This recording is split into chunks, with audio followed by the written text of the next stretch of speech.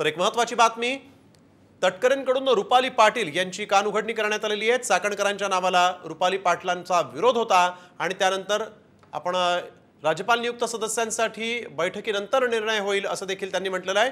तर राज्यपाल नियुक्त जागेसाठी चर्चेत असलेल्या रुपाली चाकणकरांच्या नावाला रुपाली पाटलांनी आक्षेप घेतला होता। तर संसदीय मंडळात कोणतंही नाव ठरलं नाही, त्यामुळे याबाबत कुणीही माध्यमांमध्ये प्रतिक्रिया देऊ नये असं म्हणत तटकरेंनी रुपाली पाटील यांचं नाव न घेता कानउघडणी केली आहे।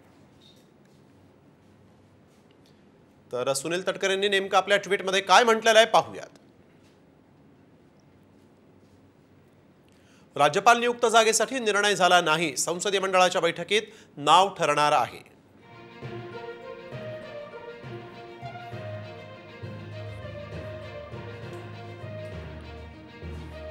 संसदीय मंडळाच्या बैठकीपूर्वी माध्यमांमध्ये आपलं मत आणि प्रतिक्रिया देऊ नये असं सुनील तटकरेंनी म्हटलंय।